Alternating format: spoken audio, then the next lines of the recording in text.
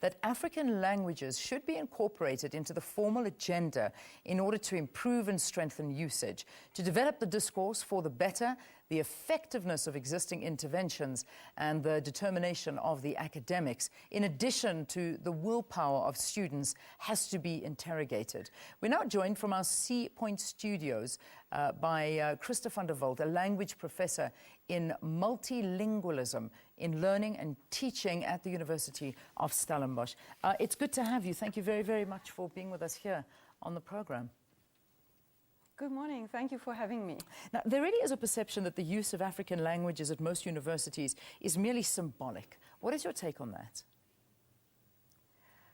It is certainly true that the enrollment in African languages has dropped, and the departments are struggling to survive. So it certainly is true that we need more students in those departments, but I think more than that, it's important that we start acknowledging that students use these languages to mediate the academic content, whether these languages are officially used at university level or at tertiary level or not.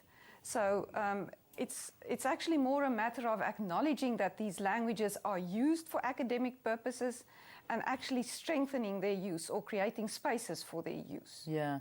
I mean, you know, we're sitting and celebrating 20 years of democracy, which is a very, very proud achievement. But at the end of the day, why is why is it that the discourse seems to be lagging behind in its development of incorporating African languages? Well, I think it's a worldwide phenomenon, and it has to do with the status of English as an academic language in particular, and people's perception that they need this language in order to get a job or to get ahead. So the language is English is seen as a kind of passport to a better life. Yeah. So then other languages are seen as not as important. And so English becomes the language that you need to speak in order to show that you're educated. So if you use other languages, that seems to imply that, you know, you don't know English and therefore you're not educated. Yeah. So it's that kind of perception. Yeah, which is really the wrong perception to send out in our country. I mean, if you look at another country, let's take China perhaps. I mean, you're not seen as uneducated because you speak Chinese and you don't speak, or you speak Mandarin and you don't speak English. I mean, I suppose we're one of those countries where this is an unfortunate situation. Yes, and as I said, I think it isn't only in this country. It happens increasingly in Europe and in South America too. There are huge initiatives to support the development of English also at academic, at tertiary level for academic purposes. But I think the problem is that we see this as an either-or. So it's not a case of, yes, I'm going to use English for those areas where I need it. It's a feeling of, yes, we need English for everything. So that's where the multilingualism aspect comes in. We need to accept that all classrooms in South Africa are multilingual, and we need to see the languages in a kind of and situation rather than an English or. Yes, yeah, exactly. Yeah. Let's talk about what's happening, because I think you've painted quite an accurate picture of what's going on. The fact that you need it. It's a global language. English is very, very prominent.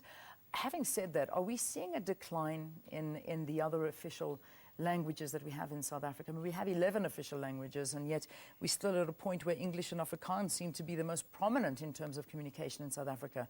What about these other languages? Are we losing them? I mean, it's all linked to culture as well. Yes, absolutely. I don't think that we are losing them. I don't think we're at that point yet. But we can get to that point if we're too complacent. And I think we've got the numbers. There are so many speakers of African languages, far more than English and Afrikaans. And that maybe lulls us into a false sense of security. But unless we really do start acknowledging the presence of these languages in our classrooms, we're going to continue to see our pass rate being dismal, basically. And we're going to see these languages basically slowly but surely disappear. Yeah. Just finally, let's draw a comparison and have a look at some countries that actually use ethnic language as a medium of instruction. What are the benefits and challenges of employing this informal education as a norm? Well, I think that you actually don't really need to even make a formal decision or even have a formal law. You need to start by acknowledging that those languages are there and by exploiting the multilingualism of your learners or your students. Because our lecturers and our teachers are also multilingual. So if that stigma of using more than one language in the classroom disappears, then you do start using those languages as a resource for learning. And that's, for me, the most important point. The more resources you can exploit, the resources that the learners bring to class, the more you can exploit them, the better your throughput rate is going to be. And the more learners are going to be able to learn, to make the linkages to their home language and to their home cultures. All right, let's leave it there for this morning. Thank you very, very much for joining us here on the program.